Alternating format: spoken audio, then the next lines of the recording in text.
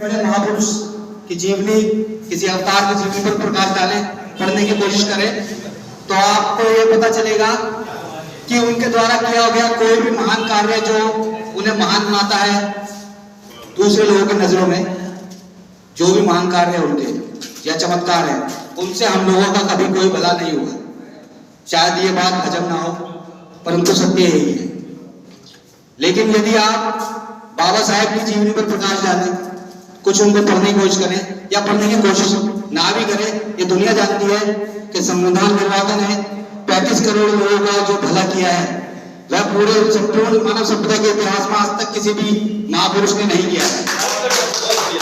35 करोड़ संख्या का मतलब है 1947, 48, 1950 के समय काल में 35 करोड़ की आबादी का मतलब एक क्या कम से कम आप समझ लीजिए उस समय कम से कम 10 देशों की संख्या भी उसके सामने छोटी है।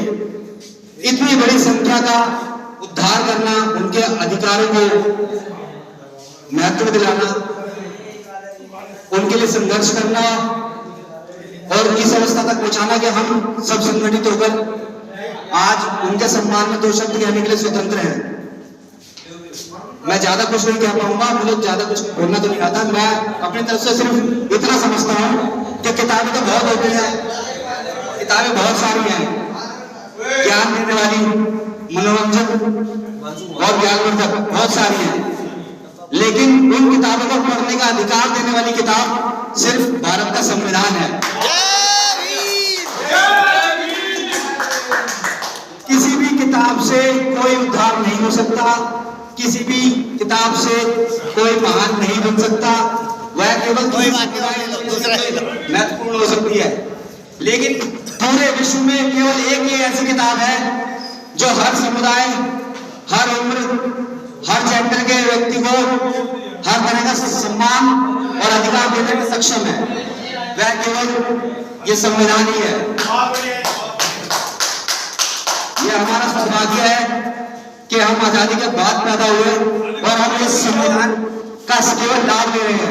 हमारे पूर्वज जो अधिकारों से वंचित संघर्ष करते रहे हजारों वर्ष तक, वह इन अधिकारों से वंचित रहे, लेकिन ये हमारा सौभाग्य है कि हम आजादी के बाद पैदा हुए और उस अधिकारों का प्रयोग कर रहे हैं, लाभ उठा रहे हैं, वो केवल बाबा साहब अम्बेडकर की बदौलत है। ये तो सर, आप जिस विषय पे आपका इंटरेस्ट है, अगर आप उसके बारे में विचार आपके खुद प्रस्तुत करें तो ज्यादा अच्छा होगा। सबका हर विषय के प्रति बहुत महत्वपूर्ण विषय है। मैंने आपको बड़ी पॉइंट दिया, थोड़ा सा पता हो ना आगे, अगर हमारा बोल दे तो मैं बोल संविधान मनुस्मृति, बताओ ना आगे हम बताएंगे आप। गौर करना भाई लोगों, हाँ जी भाई, के संविधान से पहले जो हमारे भारत पे संविधान लागू था उसके विषय में बात हो रही है। सभी साथी हर तरह से जहाँ जो भी लोग मौजूद हैं सभी समझदार हैं और मनुस्मृति के विषय में चाहे आप ना भी पढ़ा हो, लेकिन मौजूद तौर पर आप हर कोई जानता है कि ये हमारे कितने खिलाफ है। यदि आप मानना चाहें तो बात और है, इग्नोर करना चाहें वो बात और है, लेकिन अप्रत्यक्ष रूप से वह एक ऐसा सलाह है जो हमारे अधिकारों को ले डूबे, उससे हम लोगों को कोई फायदा नहीं है। लेकिन आज के दौर में जो भी सवर्ण समुदाय है वो संगठित होकर उसके खिलाफ कार्य कर रहा है और हम लोग वहां हैं, हमें केवल इंतजार कर रहे हैं कि कोई अवतार लेगा और हमें बचा लेगा। ये हमारी भूल है, ना पहले हमारे लिए किसने अवतार लिया, ना आगे कोई लेगा। केवल और केवल ये किताब है जो हमें, कोई बात नहीं चल केवल एक किताब ही हमारा ब्रह्मास्त्र है। आप मेरी नजर में तो ब्रह्मास्त्र ही है ये एक ऐसा कवच है जो बाबा साहब ने हमें दिया है, केवल यही हमें बचाए रखने को है। जिस दिन ये कवच ना रहा और मनुस्मृति जैसे हथियार अगर इस पर चला दिए गए तो ये हमारे कितने विध्वंसक होगा यह हम कल्पना भी नहीं कर सकते, क्योंकि केवल और केवल यही एक कवच है जो हमें अभी तक बचाए हुए है। उसके विरोध में सवर्ण समुदाय मनुस्मृति खड़ा कर रहा है फिर से, मेरा आप सभी से अनुरोध है कि प्रत्यक्ष अप्रत्यक्ष रूप से जब कभी भी मनुस्मृति या रामायण जैसे विषय हो तो कभी भी उनका समर्थन ना करें और कभी भी उन्हें इस किताब से महान ना समझें।